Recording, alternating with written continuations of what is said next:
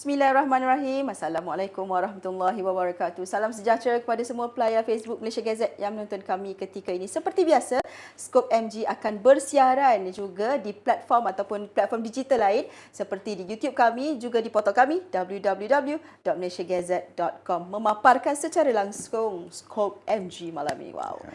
Saya sebenarnya selalu saya katakan gentar apabila berhadapan dengan polis ke bekas polis pun, kita tak bersalah pun kita jadi takut. Tak tahu kenapa, itu mungkin anda juga bersetuju dengan saya, tetapi malam ini kita nak berbincangkan mengenai pelbagai isu sebenarnya, tapi pokoknya isu dadah yang tidak pernah berhenti. Kalau anda menonton OMG terbitan Malaysia Gazette baru-baru ini bersama dengan Datuk Ayub telah menyatakan pelbagai inisiatif yang nak dilakukan, akta itu nak dirubah. Tetapi hari ini kita akan berbicara lagi lanjut memandangkan beliau, tetamu saya ini baru-baru ini membuat pendedahan mengenai kelab-kelab malam yang ada aktiviti dadah dan sebagainya. Saya perkenalkan kepada anda Presiden Pertubuhan Keprihatinan Jenayah Komuniti Malaysia MCCC, Tan Sri Musa Hassan. Assalamualaikum. Waalaikumsalam warahmatullahi wabarakatuh. Terima kasih kerana sudi bersama dengan Skop MG. Seperti saya katakan tadi, memang banyak sebenarnya kalau kita nak kata isu dadahnya dari dulu, kini dan selamanya ada orang katakan. Tetapi sebelum kita mulakan, kepada pelayar, sekiranya anda mempunyai sebarang soalan, pandangan, boleh ajukan di ruangan komen. InsyaAllah kita akan tanyakan kepada Tan Sri, dan juga mungkin sebenarnya selalu saya mendapat mesej-mesej daripada mereka-mereka daripada agensi berkepentingan yang selalu menonton Skop MG untuk mendengar apa yang anda selaku mereka yang berada di ground, masyarakat sendiri nak kongsikan mengenai keadaan persekitaran dan sebagainya. Baik, di awal ini Tan Sri, kita tahu Jun lalu Tan Sri ada membuat sidang media mengenai beberapa kelab malam di Kuala Lumpur. Jadi selepas daripada itu, apa rentetannya Tan Sri? Okey, baru-baru ini saya telah mendapat maklumat daripada orang ramai berkaitan dengan outlet-outlet hiburan. Ya. Di mana outlet hiburan tadi ada menjual party drugs, ya, dan juga ada menjual minuman-minuman yang telah diletakkan dadah. Dan oleh sebab itu, ramai di antara remaja kita yang pergi ke tempat tersebut ada yang kena overdose dan meninggal dunia di tempat-tempat kejadian tersebut. Ya. Jadi oleh kerana itu, masyarakat telah memberikan maklumat pada pihak saya, dan lebih kurang 20 lebih outlet yang menjalankan aktiviti-aktiviti tersebut, termasuklah mereka yang mengendalikannya dan juga PR-PR mereka. Dan apabila saya menerima benda ni, saya telah membuat press statement, dan kemudian saya telah menyerahkan list ini tadi kepada Datuk Ayub, iaitu pengarah narkotik. Ya, PDRM.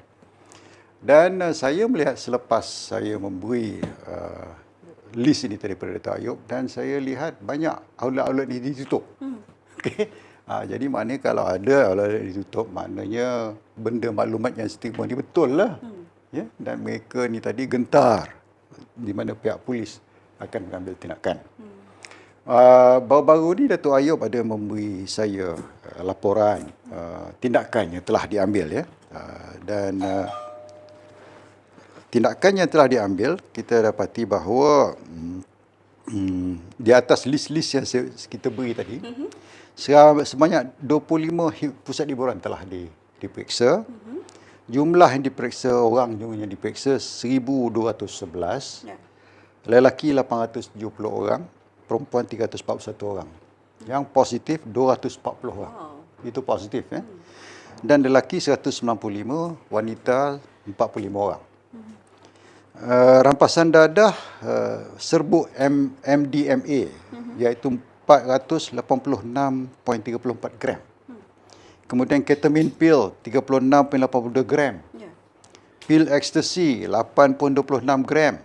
Serbuk ekstasi 0.80 gram.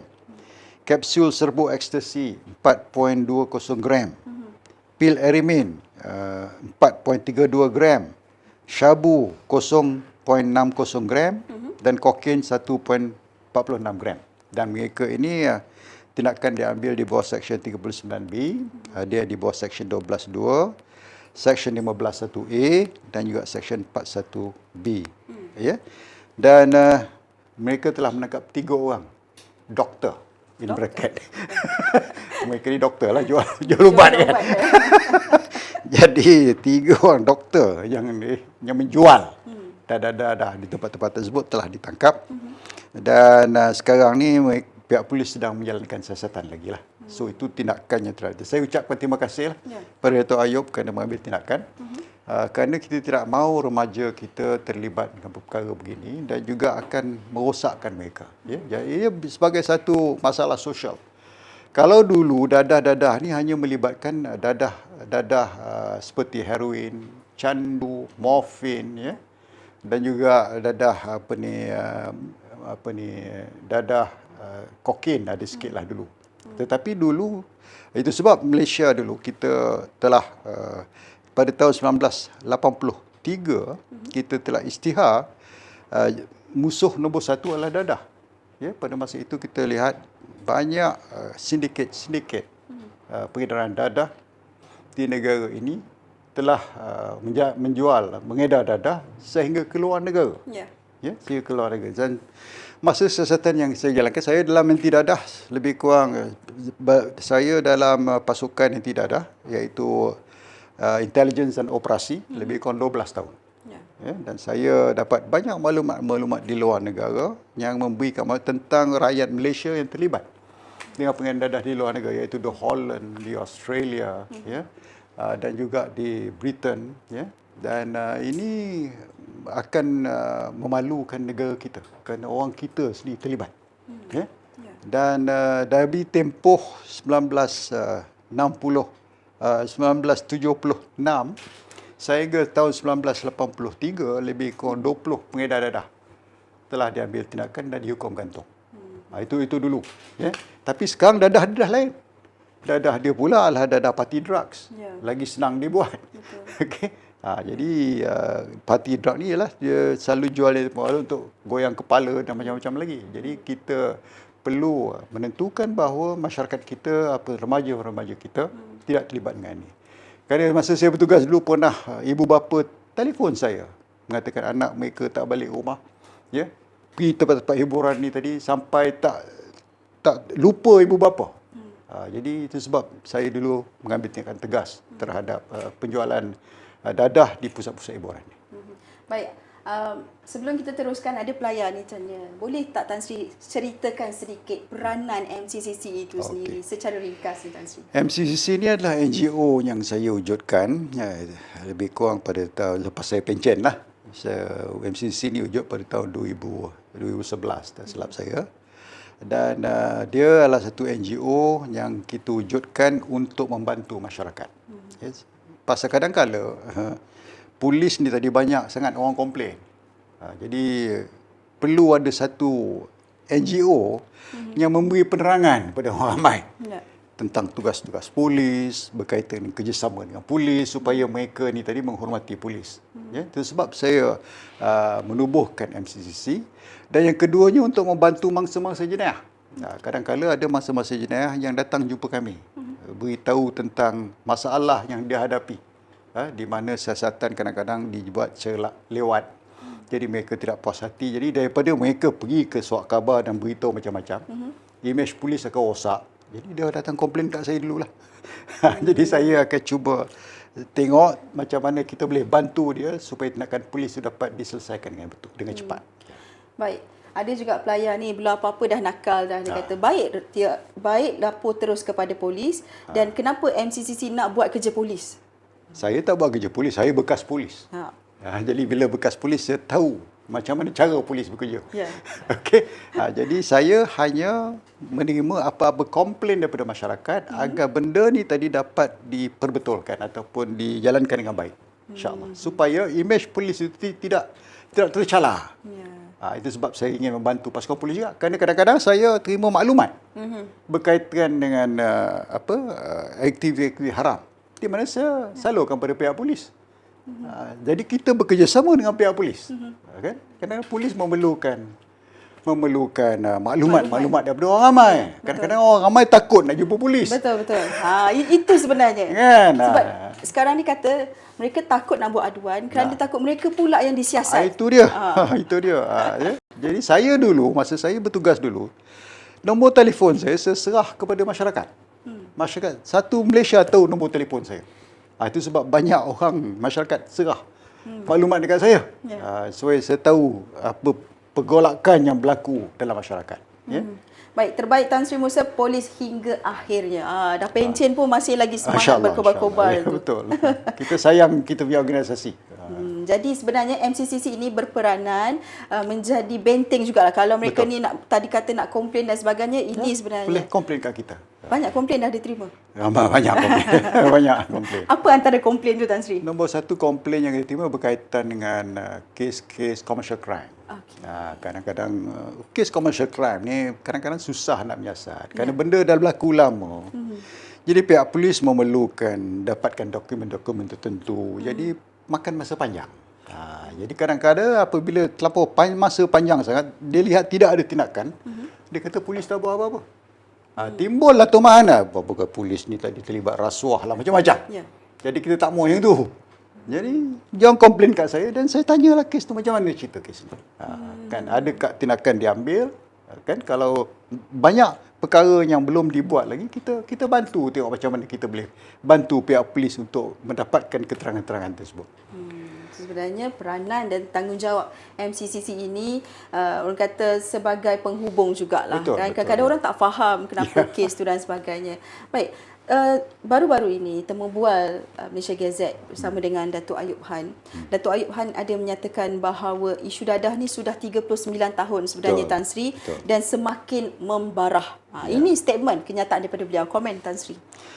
Kita melihatkan bahawa ia mengatakan semakin membarah kerana banyak orang kita yang terlibat dengan penagihan dadah terutama. Oleh kerana ramai yang terlibat dengan penagihan dadah, maknanya ramai orang yang menjual dadah. Betul. Setuju. Ya? Jadi bila ramai orang menjual dadah, jadi kita terpaksa mengambil tindakan. Dulu saya membuat konsep broken window konsep. Broken window konsep ni apabila kita lihat tempat tu ada masalah, kita perlu perbaiki tempat itu. Di mana saya meletakkan pihak polis untuk meronda kawasan tersebut. Kalau kawasan tersebut tak ada lampu, saya beritahu JKR tu tahu lampu supaya penjenayah susah nak melakukan aktiviti di kawasan-kawasan tersebut. Di broken window konsep ni tadi. Jadi kita perlu bersama dengan masyarakat. Apabila kita tahu satu tempat itu tadi menjadi masalah, kita perlu membuat sesuatu untuk menentukan tempat tersebut menjadi selamat semula. Jadi itu yang saya buat dulu. Ya. Dan saya melihat bahawa undang-undang dadah ni memanglah dah lama, tetapi selalu telah dipinda ya, untuk memberikan hukuman yang lebih berat. Kalau dulu tidak ada hukuman mati, sekarang ada hukuman mati. Sekarang ni kalau mengenai dadah kan, lepas tu ada pula gram berat ni, apa hukuman dia. Itu semua kita buat, undang-undang ini digubal kerana untuk menentukan bahawa pusher tu tadi kita ambil tindakan. Nah, penagih dadah ni bukannya penjenayah. Mereka ini pesakit. Itu sebab kita ada undang-undang pemulihan dadah. Dia kata mereka ni tadi perlu dipulihkan daripada penagihan dadah. Ya? Kerana kita tidak mahu masyarakat kita jadi lemah, jadi tidak ada berguna kerana mereka terlibat dengan dadah. Jadi itu sebab pandangan saya kita perlu sentiasa menilai undang-undang yang ada untuk menentukan. Tapi kalau sindiket, itu perlu kita mengambil tindakan secara serius. Kerana sindiket ni tadi mereka mempunyai ketua, mereka mempunyai financial dan mereka mengedadah sehingga keluar negara. Jadi kalau sindiket ni tadi bagi saya kita tak boleh kita perlu serius mengambil tindakan. Dan ada undang-undang Akta Dadah Berbahaya berkaitan dengan pencegahan. That means ada undang pencegahan sendiri di mana mereka ni boleh ditahan dan boleh selama 28 hari sekiranya mereka mengedar dadah. Dulu masa saya dulu akta ni tak ada. Akta pencegahan jenayah anti dadah ni tak ada. Jadi kita gunakan akta darurat. Pasal masa itu. Pasal itu terlibat juga organised crime. Ya, tetapi akta darurat dengan RXA ini semua telah dihapuskan oleh kerajaan. Kerana kita kononnya mengatakan akta ni tadi tidak iktiraf hak asli kebebasan bagi saya Akta ni tadi telah banyak membantu masyarakat untuk memulihkan masyarakat daripada masalah-masalah ini semua. Jadi apa yang dilakukan oleh kerajaan untuk membuang ISA ni semua akan mendatangkan masalah. Ya, selepas saya pencen, ISA dibuang, darurat dibuang, kemudian timbul balik gangsterismnya. Kan, sehingga bertembak sini, bertembak sana. Lepas tu buat SOSMA. Okey. SOSMA juga dibahaskan. Lepas tu kita buat pokal pula sekarang ni. Sekarang itu pun orang nak bahaskan mengata tak elok undang-undang ni tadi. Kononnya tidak beriktiraf hak asasi kebebasan. Ada pula politician yang cakap dalam parlimen undang-undang SOSMA ni digunakan terhadap orang miskin. Betul. Bukan orang miskin yang mereka yang terlibat dengan dengan sindiket ni tadi. Mereka orang kaya-kaya. Ada yang Datuk, ada yang Tan Sri semua. Okey. So kita perlu mengambil tindakan lah. Kalau tidak negara kita rosaklah. Nanti lama-lama kita mempunyai kartel ataupun mafia macam negara lain. Kita tak boleh nak pulihkan semula kerana dah terlampau ramai sangat mereka ni tadi. Betul. Ya? Jadi itu yang kita perlu jaga. Agar mereka ni tadi tidak meluaskan mereka punya operasi sehingga merosakkan negara kita. Kerana mereka ni kita mempunyai mereka ni tahu hanya untuk mengumpul wang, untuk jadi kaya. Ya. Itu sebab black economy. Yeah. Dia punya dia punya tu besar, lumayan. Kan? Jadi bagi saya ini yang kita patut benteras. Sebab ada juga menyatakan bisnes dadah ni kalau dekat Malaysia ni menguntungkan. Sebab untung pasal tak kena tangkap. Tak kena tangkap baru tahu. Dah kena tangkap baru dia tahu. Sebab dengan itu datangnya rasuah. Apabila pegawai-pegawai kita berkompromi. Itu yang datangnya rasuah. So kita sepatutnya sebagai kerajaan tak usah berkompromi dengan perkara macam ni. Kerana ini akan merosakkan negara kita. Dan lama kelamaan kita tidak mahu pula nanti kita punya wakil rakyat pun ada penagih dadah, ada pengedar dadah. Kan? Dia orang ni boleh jadi wakil rakyat semua. Kan? Itu masalah dia. Deep Tan Sri. Itu dia. Kan? Jadi nanti kita ada wakil rakyat pengedar dadah, wakil rakyat penagih dadah. Mati. Habis kita punya negara. Habis Malaysia. Rosak. Sebab kenapa saya cakap tadi, Malaysia ni di antara negara yang jadi transit di luar negara kan. Betul. Jadi orang kata nak bisnes dadah ni transit kat Malaysia ni menguntungkanlah, jual dadah dekat negara luar mahal kan. Jadi itulah kerana wujudnya rasuah dan sebagainya. Transit dan satu dulu di Malaysia ni tidak ada lab buat dadah. Tapi saya rasa sekarang dah ada. Itu sebab dadah senang diperolehi oleh masyarakat. Mereka ada lab haram di sini. Okey. Jadi orang-orang macam ni kita kena tangkap. Betul. Baik, kita melihat bila tadi Tan Sri kata kena tangkap orang-orang begini, komen Tan Sri mengenai wujudnya tangan-tangan gaib yang berada di belakang itu, jadi sukar nak menangkap, nak membantras perkara ini. Saya sebagai enforcement officer ataupun penguatkuasa, kita mempunyai tanggungjawab kita sendiri. Ya. Tanggungjawab kita is menguasakan undang-undang. Jadi kita tak boleh ikut arahan sesiapa. Selagi itu jenayah, kita terpaksa tangkap. Tak kira dia ni tadi orang miskin ke, orang kaya ke, orang berkedudukan ke, politician ke, tak kira. Asal melakukan kesalahan, tindakan perlu diambil. Kalau tidak, kalau kita kompromi dengan benda macam ni, negara kita akan rosak. Baik. Ada komen kata, macam mana tak berleluasa aktiviti begitu, rakyat nak survive, kos makin tinggi, negara ada hasil yang banyak untuk memajukan bangsa dan negara. Yang memerintah pula susah nak cakap lah, sedih negara banyak sumber tapi rakyat melarat. Tapi nombor satu, kita banyak aktiviti bisnes lain yang kita boleh buat. Pasal apa nak jual dadah?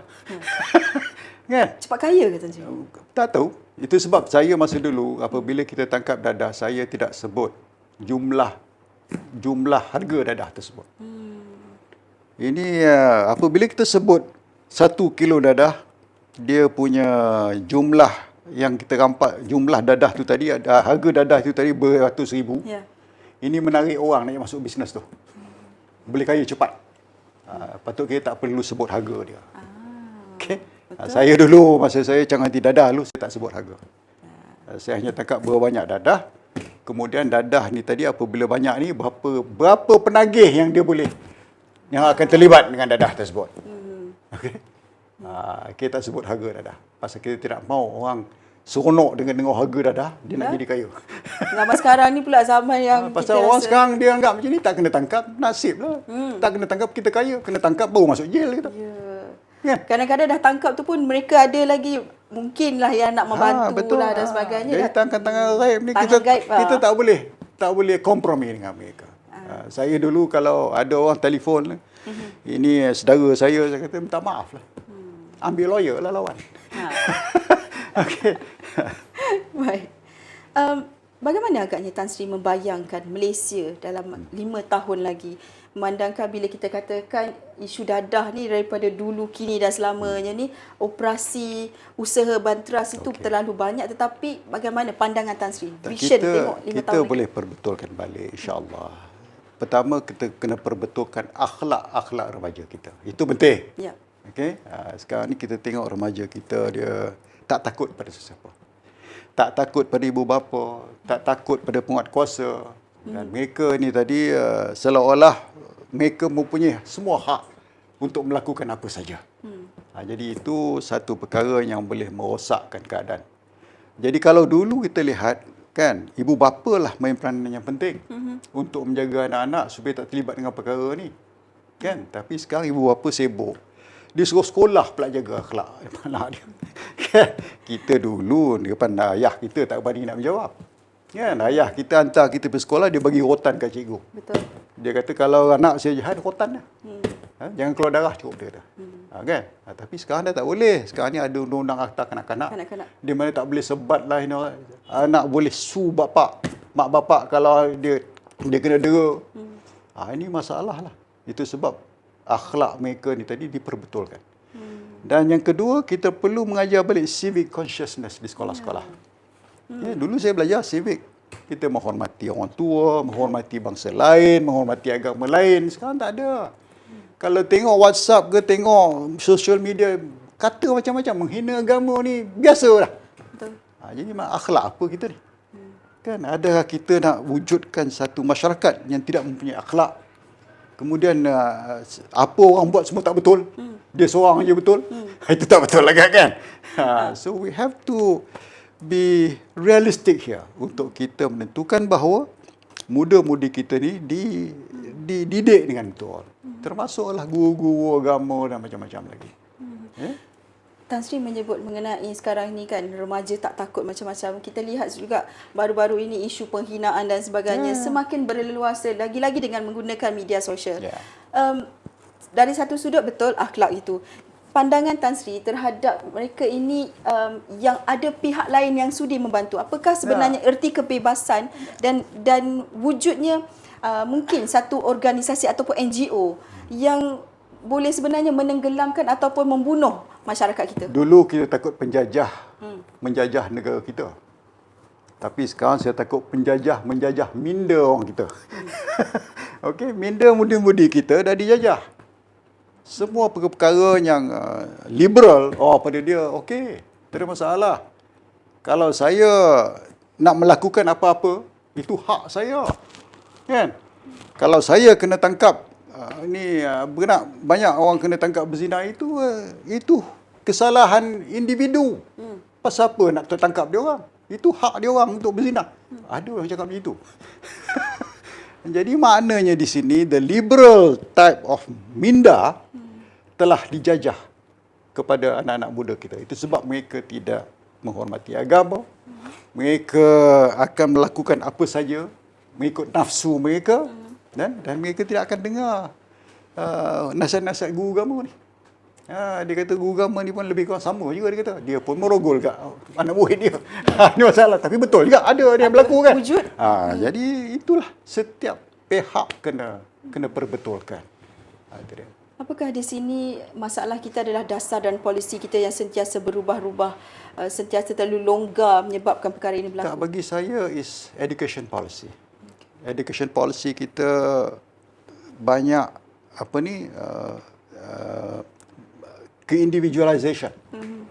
Kan sekolah pun kita ada sekolah Tamil, sekolah Cina, kan sekolah kebangsaan, sekolah agama kita ada, dan mereka tidak berinteraksi antara satu sama lain.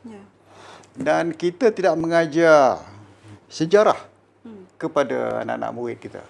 Jadi dia tak tahu sejarah negara ni. Bila dia tahu sejarah negara ni, apa yang berlaku dulunya akan berlaku balik. Kerana dia tak tahu. Ya, jadi sebab sejarah bagi saya adalah penting untuk kita memberi. Saya selalu bagi ceramah di sekolah-sekolah berkaitan dengan pengedaran dadah. Dan saya beri sejarah dadah. Beritahu, dadah ni dulu memang boleh dijual. Dulu kita ada opium den. Orang putih masa dulu dijual dadah. Tapi melibatkan orang tua bangsa Cina ajalah. Dan buka opium den ni ada lesen, dia beri lesen. Masa saya bekerja di Melaka dulu tu tahun 70-an, tahun nombor 9. Saya kena cek opium den. Tengok lesen dia ada ke tidak. Kan? Lepas tu kita baru haramkan semua. Jadi kita tahu sejarah dia, apa sebab berlakunya ni. Jadi bila kita tahu sejarahnya, dan ini merosakkan masyarakat, dan barulah rakyat sedar. Ya? Baik, ramai yang kata suka dengan cara Tan Sri, tapi ada juga yang tak suka. Tan Sri buat macam ni kan kacau polis lah. MCCC mengganggu tugas-tugas polis, Tan Sri. Tak ada, saya tak ganggu. Pasal nak ganggu? Ini jawapan yang perlu didengar. Cuba jawab pada mereka, tak ganggu, Tan Sri. Melainkan kalau polis tu merasa dia ganggulah pasal dia tak boleh buat apa dia nak buat. Kan? Pada saya tak ganggu tugas polis. Hak dia untuk menyiasat memang hak dia. Tetapi kita bantu dia untuk mendapatkan keterangan-keterangan. Okay? Siapa yang komplain selalu? Polis komplain ke? Siapa komplain? Pelayar kita ni, kita tak tahulah apa latar belakang mereka ni kan. Saya rasa polis tak komplain. Polis lagi suka kan? Sebab maklumat tu lebih... Yang komplain orang yang terlibat. Nampak? Dia tak suka. Kita kacau dia. Ada benarnya, Tan Sri. Jangan marah. Tapi itulah, kadang-kadang rakyat kita ni apabila menggunakan media sosial ni, di hujung jari nak hentam, sembrono, nak puji, nak kritik dan sebagainya. Tan Sri layan tak komen-komen negatif? Saya layan. Saya layan. Maksudnya Tan Sri menjawab terus? Saya jawab terus. Pasal apa kita nak takut? Jawab dah. Supaya terbuka minda dia. Kita tak boleh lari daripada orang ni. Kalau boleh saya nak buat dialog pula dengan dia. Mungkin nanti boleh Malaysia Gazette kita buat satu session lah. Kita buat. Anda tanya, Tan Sri jawab. Apa saja kita boleh. Kita boleh buat. Nanti orang lain dengar, mereka ambil pula idea kita. Baik Tan Sri. Kita melihat banyak sebenarnya akta-akta lama yang perlu kita buat pindaan bagi memudahkan lagi pihak berkuasa untuk ambil tindakan. Komen Tan Sri. Saya rasa undang-undang dah lengkap dah. Ya. Penguatkuasa kena jalankan tugas dengan betul. Undang dah banyak dah. You nak buat undang-undang lagi, saya rasa Malaysia ni asyik penuh dengan undang-undang. Dewan Rakyat tu penuh dengan pindaan. Jadi kita kena kuat kuasa dengan betul. Ada undang-undang, kuat kuasakan dengan betul. Tak guna ada undang-undang tapi tidak dikuat kuasakan. Baik tak ada langsung undang-undang tu. Free for all. Kan? Jadi bagi saya undang-undang tu ada, kuat kuasakan. Supaya orang patuh pada peraturan dan undang-undang tersebut. Baik. Sebagai seorang bekas ketua polis, saya rasa kan jiwa polis ni dia lain sikit. Dia macam cikgu. Kalau dah duduk dalam tu, walaupun bersara, dia tetap ada jiwa kepolisan itu. Sama lah dengan cikgu. Sebab tu sepanjang hayat kita akan panggil cikgu. Sekarang ni panggil tuan juga, panggil Tan Sri. Kan? Jadi, because kita macam saya dah kerja polis 42 tahun. Saya hidup dengan polis. Anak-anak saya dibesarkan dengan polis punya cara lah. Polis yang memberi saya rezeki untuk memberi anak saya belajar dan macam-macam lagi. Jadi betul saya sayang saya punya organisasi. Kan, saya tak suka kalau organisasi saya dicaci. Saya tak suka kalau organisasi saya mengatakan organisasi tu banyak rasuah. Bukan semuanya polis rasuah. Segelintir saja. Kan, itu pun sebab mengapa banyak orang nak beri rasuah. Tangkaplah pemberi rasuah ni. Kan, pasal apa tangkap orang yang menerima je. Kan? Saya dulu tangkapnya nak memberi. Buat apa kita tangkap orang nak menerima? Kita polis, kita ada kuasa menangkap dia nak beri kita. Tak perlu kita cakap banyak. Kalau surat khabar semua tak perlu. Kita ada tindakan, kita boleh ambil tindakan. Jadi ini yang perlu kita ambil. Dan oleh kerana kita sayangkan kita punya organisasi, Kita nakkan kuasa ni tadi dijalankan dengan betul. Kan? So polis pun kena buat kerja mereka dengan betul. Jangan salah guna kuasa. Bila salah guna kuasa, buat tak betul, jadi orang tak akan percaya pada pihak polis. Ini lunturlah kepercayaan pada pihak polis, rosaklah organisasi tersebut. Tapi kalau kita very open, kita terus terang mengatakan bahawa ini tindakan yang kita ambil, prosedur-prosedur kita pun kita maklumkan pada mereka, mereka tahu, insyaAllah they will respect us. Komen Tan Sri terhadap ada segelintir Tan Sri katakan tadi yang menerima rasuah ni. Ya, tindakan perlu diambil lah bagi saya. Janganlah kita membenarkan segelintir ni tadi merosakkan semua. Selagi kita tak ambil tindakan, dia akan merosakkan semua. Itu sebab kita perlu ambil tindakan. Ya? Dia ada banyak. Macam polis kita ada tertib. Tindakan tertib boleh ambil. Ya? Kalau dia salah guna kuasa, kalau dia meminta sesuatu dari pihak lain, tertib kita keras. Jadi kita boleh buang kerja. Itu perlu kita ambil sendiri. Kan? Ataupun kita minta kerjasama dengan SPRM. Apa salahnya? Tak ada masalah. Dulu saya buat kerjasama dengan BPR. Pernah dulu masa saya bertugas dulu, saya telefon saya, orang awam tahu. Ya? Pernah satu ketika di mana satu roadblock dibuat oleh pihak polis. Orang awam telefon saya mengatakan di roadblock tersebut, polis kita minta duit. Jadi saya kena bertindak. Tindakan saya itu beritahu bahagian tertib saya dan juga BPR, pantau dia orang ni. Selama 10 minit, kemudian cek dia. Periksa. Ada tak duit? Kalau jumpa, ambil tindakan tertib. Pegawai semua kerja. Pasal dia ketua gitu. Kan? Yang lain saya akan ambil tindakan tegas. Disiplin. Perlu atau tidak sebenarnya anggota polis ataupun polis ini diberikan lebih kuasa untuk membenteras jenayah kat Malaysia ni? Kuasa tu dah ada. Dalam kanun acara jenayah dah banyak kuasa dia. Di-upgradekan lagi kuasa tu atau tak perlu? Tak perlu. Pasal kita ada POKA, SOSMA pun ada. Kan? Kita nakkan kuasa ni dikuat-kuasakan dengan betul. Itu je. Jangan salah guna kuasa. Kalau salah guna kuasa, itu datang ketidakkepercayaan masyarakat pada you. Baik. Selain daripada MCCC, Tan Sri juga merupakan penasihat kepada Pertubuhan Kemanusiaan Masyarakat Antarabangsa Malaysia, MHO. Okey, sekarang ni kita lihat isu-isu stateless di Sabah lah sebenarnya. Betul. Kenapa agaknya kalau kita lihat Tan Sri ini sudah biasa dengan isu-isu jenayah, isu-isu ni, tetapi tiba-tiba lari sedikit lah. Kalau mungkin saya katakan lari sedikit kepada isu yang lain pula. Kenapa agaknya? MHO ni Presiden dia Dato' Hisham. Dato' Hisham pernah jumpa saya. Memberitahu bahawa masalah di Sabah berkaitan dengan mereka yang tidak ada dokumen. Perkara ini dah lama. Dulu pun saya dah suarakan pada kerajaan bahawa kita perlu dokumenkan mereka. Kalau kita tak dokumenkan mereka, kita tahu siapa dia. Kalau dia buat jenayah pun tak kenal siapa dia. Kan?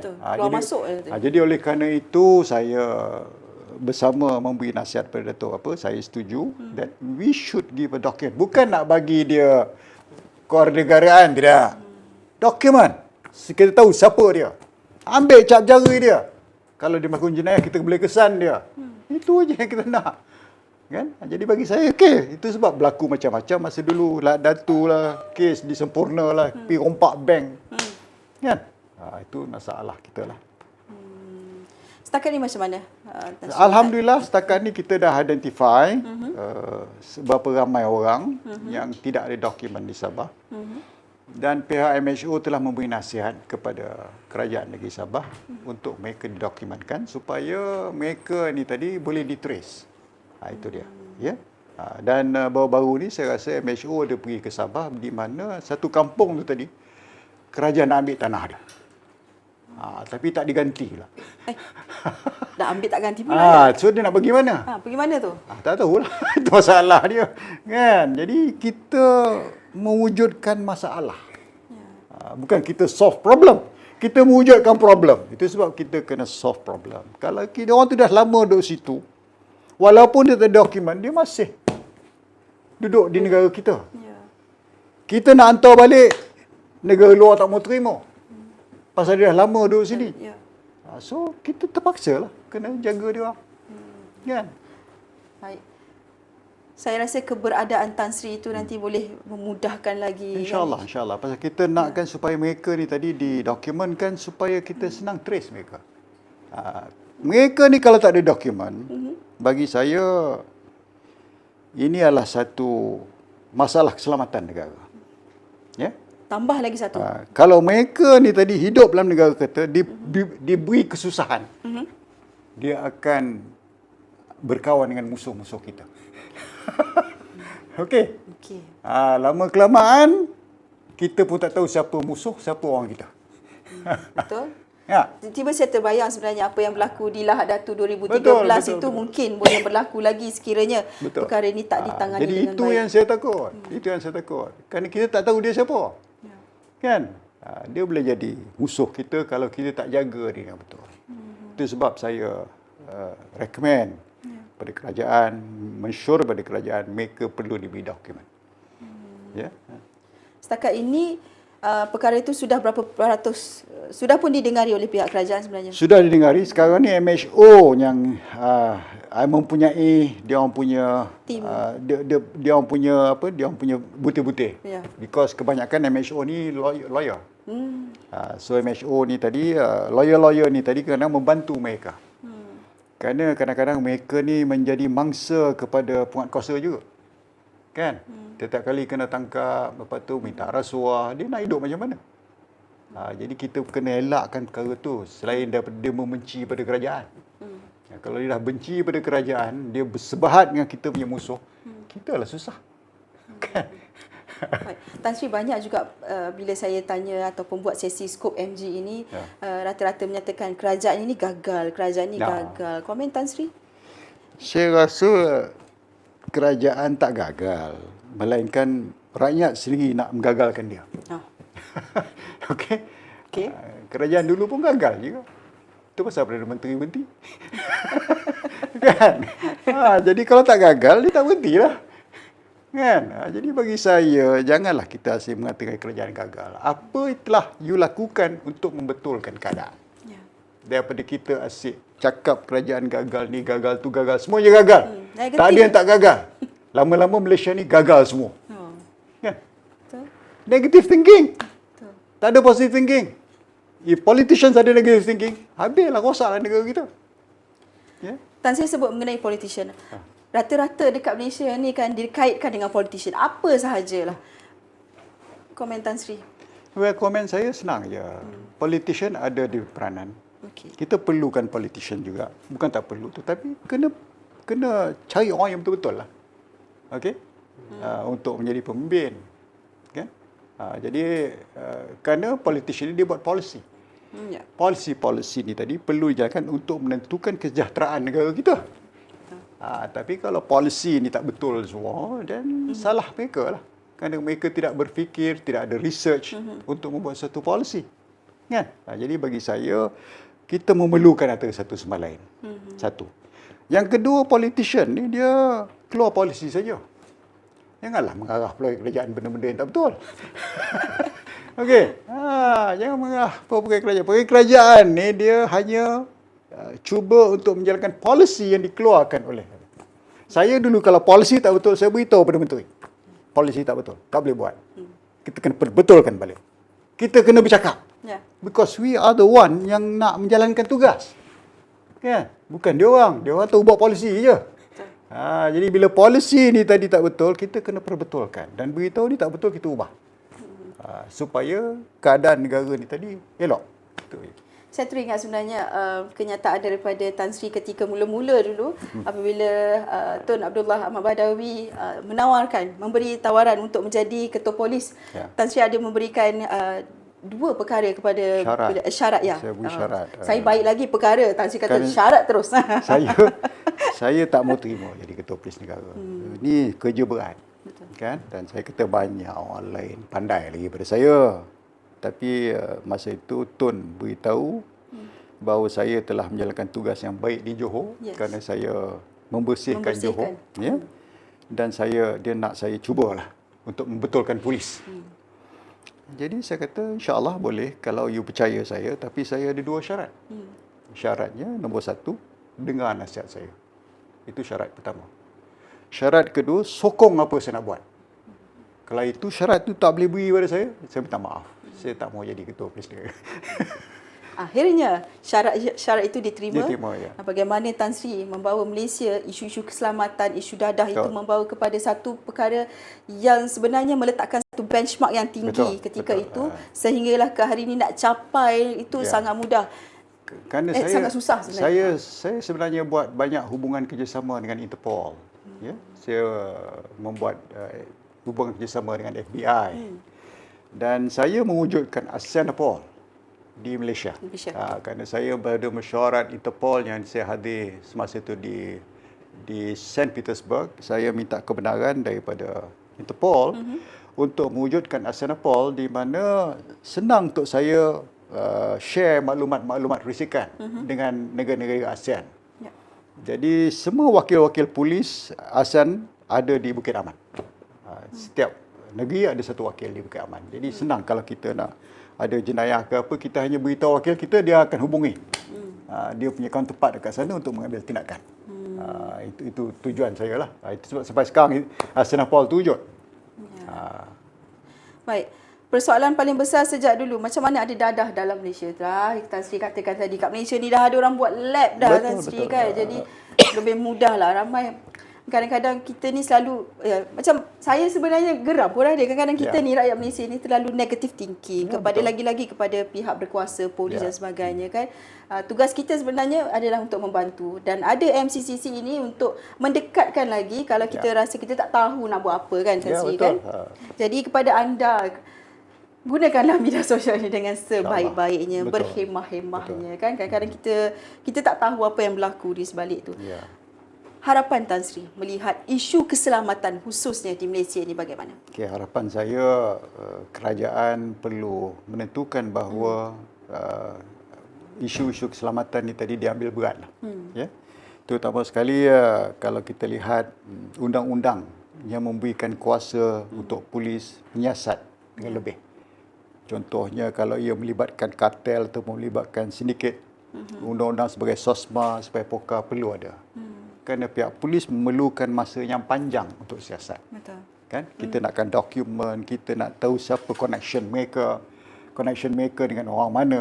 Semua tu kita nak tahu supaya kita boleh lihat satu lingkup ruang yang total untuk kita mengambil tindakan terhadap sindiket-sindiket tersebut. Jadi inilah yang saya rasakan bahawa kerajaan ataupun Menteri Dalam Negeri patut menentukan. Ramai yang kata tak sabar, bukan tak sabar lah. Saya baca tak sabar lah sebab anda yang tulis tak sabar melihat kolaborasi Tan Sri dengan Datuk Ayub lagi-lagi untuk isu dadah ini kan. Jadi insya-Allah kita doakan yang baik-baik. Tan Sri ada pengalaman yang 12 tahun lagi-lagi untuk isu dadah ini dalam kepolisian itu sudah pun 42 tahun, sudah pasti akan menjadi orang kata satu gabungan yang mantap luar dan dalam. Saya melihatkan bahawa di sini polis ini banyak resources. Okay? Kita banyak polis pencen, orang yang punya pengalaman.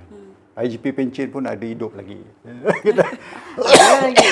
So it's good kalau anggota-anggota dan pegawai sekarang berinteraksi dengan kita, bertanya dengan kita apa masalahnya mereka hadapi, supaya kita boleh memberikan pandangan-pandangan tentu, supaya dalam keadaan ni tadi kita boleh membetulkan keadaan.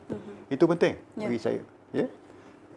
Dulu saya, masa saya ketua polis negara dahulu, saya ambil orang pencen ni sebagai kontrak. Pegawai polis yang pencen yang mempunyai pengalaman, yang mempunyai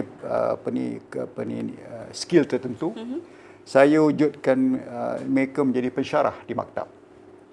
Ya, bagi mereka yang berpangkat sarjan, sub-inspector, saya ambil juga sebagai kontrak untuk pantau balai-balai polis dan memberi nasihat kepada orang bawah. Kita perlu buat begitu. Perlu dikembalikan. Dikembalikan. Itu. Baik, saya nak ucapkan terima kasih sebenarnya panjang lebar, tapi rasa sekejap saja kita dapat menemu bual dengan Tan Sri Musa Hassan, Presiden Pertubuhan Keprihatinan Jenayah Komuniti Malaysia MCCC. Terima kasih sekali lagi Tan Sri. Ada yang tanya, dekat mana studio tu? Lain macam hari ni kita bersiaran di luar. Dekat mana anda jangan tanyalah. Yang penting ada kata cantik. Memanglah cantik di luar. Baik, terima kasih Tan Sri sekali lagi bersama dengan kami. Skor Enjin, maaf ada juga persoalan pandangan anda tidak dapat saya tanyakan kerana kesuntukan masa, tapi insya-Allah kalaulah ada apa-apa, Tan Sri boleh di media sosial aktif juga. Ya, kita ada MCC, ada kita punya kita punya hotline. Hotline. Kita dah ada hotline kita dah. Ada. Anda buka saja di media sosial type MCCC sekiranya Ada anda hotline. memerlukan mungkin MHO pun ada hotline dia kan. MHO juga ada lah. Tadi kita cerita pasal Sabah. Kalaulah anda rasakan nak tahu lagi, nak minta pandangan, bantuan, boleh saja. Senang sekarang ni, semuanya di hujung jari. Sekian dulu dari saya Haslina AR Kamaluddin bersiaran dari luar Lakefield kita Malaysia Gazette. Terima kasih ke atas kesudian anda bersama dengan kami. Jumpa lagi. Assalamualaikum warahmatullahi wabarakatuh. Assalamualaikum warahmatullahi wabarakatuh.